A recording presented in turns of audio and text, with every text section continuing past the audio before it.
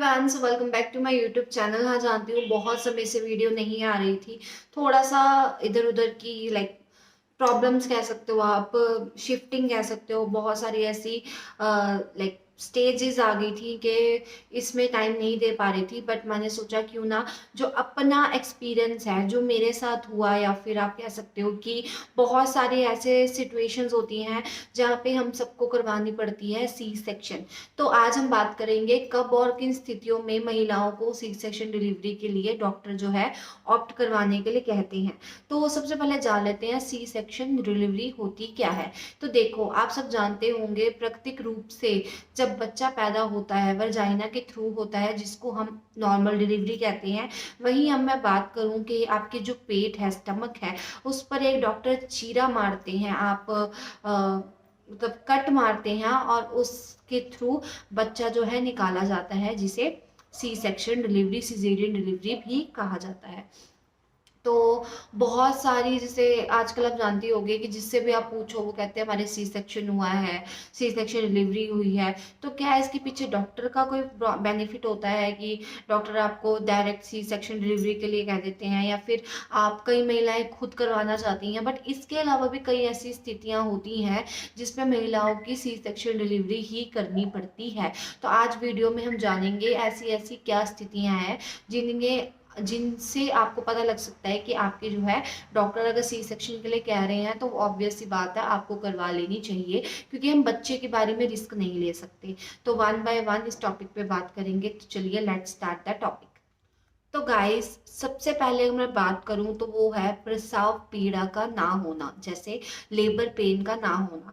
तो आप सब जानते होंगे कि 9 मंथ के बाद आपको कभी भी लेबर पेन स्टार्ट हो सकती है। लेबर पेन में क्या होता है, आपके जो लोअर पार्ट होता है, जहाँ पे बेबी होता है, वहां पे आपको बहुत ज्यादा पेन होती है, कंट्रैक्शंस आते हैं, आपको थोड़े थोड़े टाइम बाद पेन होना स्टार्ट होता है, फिर रुक जाता है, ऐसे ऐसे 30 मिनट्स में होता है। और जब लेबर पेन स्टार्ट होती है तो हर 2 मिनट बाद ऐसे होता है आपका पेट एकदम से सख्त हो जाएगा, वहीं कभी आपका पेट एकदम से सॉफ्ट हो जाएगा। तो अगर आपको हर 2 मिनट में ऐसा हो, आप समझ जाओ कि आपके जो लेबर पेन है स्टार्ट हो चुके हैं।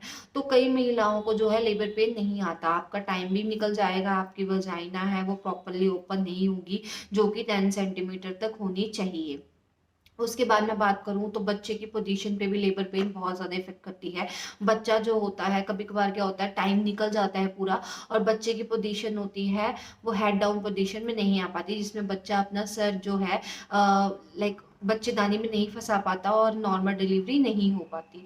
तो इन दो केसेस में आपकी जो है लेबर पेन को लेकर डिलीवरी भी सी सेक्शन करवानी पड़ती है। क्योंकि अगर आपकी वर्जाइना ओपन नहीं हो रही, बच्चे का सर जो है बच्चेदानी में नहीं फंस रहा, और जो टाइम है वो निकली जा रहा है, मतलब 40 वीक्स आपको कंप्लीट हो गए हैं, उस सिचुएशन में बच्चे को बहुत ज़्यादा रिस्क होता है, और आपको जो है डॉक्टर सिजेरियन डिलीवरी के लिए ऑप्ट करवा देते हैं। तो सेकंड है आपका प्लेजेंटा प्रीविया। अब प्लेजेंटा प्रीविया क्या होता है, बहुत इजी लैंग्वेज में मैं आपको बताऊं तो जो आपका प्लेजेंटा होता है वो आपका गर्भाशय के बहुत ज्यादा नीचे होता है। तो गर्भाशय के अगर नीचे होगा तो बच्चेदानी को कवर कर लेता है, जिसकी वजह से आपकी बच्चेदानी टाइम से ओपन नहीं होती, और आपको जो है आप सिजेरियन डिलीवरी के लिए जाना पड़ता है। अगर मैं बात करूं तो ये 200 में से 1% एक महिला को ऐसा होता है। वो भी कब, जब लास्ट सेमेस्टर होता है, क्योंकि बच्चा बहुत ज्यादा मूवमेंट स्टार्ट कर देता है, बच्चे की जो प्लेजेंटा है वो बदल जाता है। तो आपको टाइम टू टाइम वो अल्ट्रासाउंड में डॉक्टर देखकर बताते रहते हैं, और आपको इस चीज का बहुत ज्यादा ध्यान रखना होता है। इस सिचुएशन में सबसे ज्यादा आपको क्या ख्याल रखना है कि आपको जो है सबसे ज्यादा आराम करना है, और जितनी ज्यादा हो सके मूवमेंट अपनी अवॉइड करनी है, उठना बैठना चलना ये बहुत ज्यादा करना होता है लास्ट सेमेस्टर में जाते जाते। क्योंकि प्लेजेंटा प्रीविया में बच्चे को बहुत ज्यादा रिस्क होता है, क्योंकि बच्चेदानी का मुंह बंद हो जाएगा, जो प्लेजेंटा है बच्चेदानी को कवर कर लेगा, और बच्चा जो है इजिली नहीं निकल पाता। तो इसलिए भी डॉक्टर आपको जो है लास्ट वीक तक वेट करते हैं। अगर प्लेजेंटा चेंज होता है तो ठीक है, नहीं होता तो आपको सिजेरियन डिलीवरी के लिए कह दिया जाता है। अगला है आपका यूट्राइन रैप्चर। तो देखो, यूट्राइन रैप्चर अगर मैं बहुत सिंपल और सरल बात में आपको समझाऊं तो क्या होता है, इसमें जब आपकी प्रेगनेंसी होती है या जब आपको लेबर पेन आता है, उन दोनों के दौरान जब आपका अंदर गर्भाशय है वो छिल जाता है, तब भी आपकी अर्जेंट डिलीवरी करनी पड़ती है। और इस सिचुएशन में वैसे तो ये बहुत कम होती है, अगर मैं बात करूँ डाटा बेसिस पे, तो 1500 में से सिर्फ एक महिला ऐसी होती है जिसको यूट्राइन रप्चर होता है। बट ये भी कुछ कंडीशंस ऐसी होती हैं जब आपको डॉक्टर को सी सेक्शन डिलीवरी के लिए हामी भर देनी चाहिए, क्योंकि आपका जो गर्भाशय है वो छिल चुका है, बच्चे को बहुत ज़्यादा खतरा हो जाता है गर्भाशय छिलने के बाद। आपका जो अंदर का अम्यूटिक फ्लूइड होती है वो भी बह सकती है। तो इसको थोड़ा सा ध्यान में रखते हुए आपको जो है डॉक्टर सिजेरियन डिलीवरी के लिए कह देते हैं। अगला है आपका, अगर आपकी पहले भी कभी सिजेरियन डिलीवरी हुई हो, तो सिजेरियन डिलीवरी अगर आपका पहली बार हुआ हो तो सेकेंड टाइम भी ज़्यादा से ज़्यादा चांसेस बढ़ जाते हैं आपके सिजेरियन डिलीवरी होने के। बट ये मैं 100% ट्रू नहीं कहूँगी।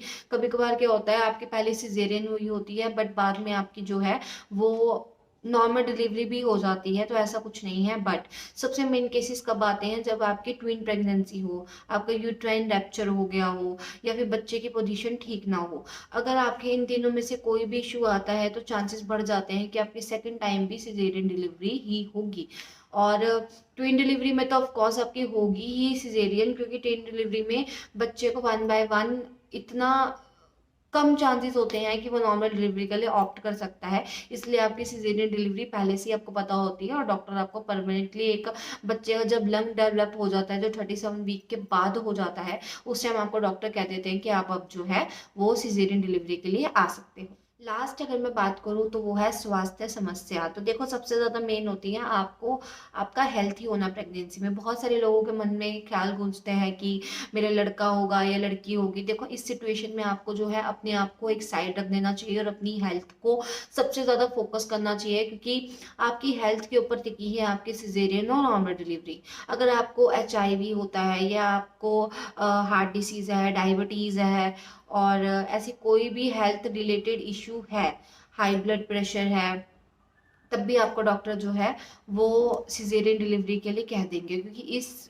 बीमारियों में सबसे ज़्यादा डॉक्टर रिस्क नहीं लेते हैं, क्योंकि बच्चे पे ज़्यादा इफेक्ट पड़ता है। तो हम नहीं चाहेंगे कि बच्चे पर इफेक्ट पड़े, इसलिए भी जो महिलाएं हैं, जो माँ है, उसको अपनी हामी भर देनी चाहिए कि हाँ, मैं सिजेरियन डिलीवरी के लिए तैयार हूँ। तो जैसे कि मैंने आपको ये 5 समस्या बताई, ये 5 समस्या सबसे मेन रीज़न रहता है सिजेरियन डिलीवरी के लिए होने के लिए। तो आपको इन सब पे पहले से ही ध्यान देना चाहिए, और इसको टाइम टू टाइम आपको अल्ट्रासाउंड के थ्रू या डॉक्टर की विजिट के थ्रू या अपनी हेल्थ के थ्रू इस पे फोकस रखना चाहिए, ताकि जो आपकी है सिजेरियन डिलीवरी तक आने की नौबत ना रहे और आपकी जो है नॉर्मल डिलीवरी हो पाए। तो ये तो था आज का टॉपिक। उम्मीद करती हूँ आपको समझ आया होगा, और आपको कोई भी क्वेरी होगी तो आप मुझसे कमेंट सेक्शन में पूछ सकते हो। अगली और ऐसी वीडियो के लिए आप मेरा चैनल जरूर सब्सक्राइब, तब तक के लिए बाय बाय।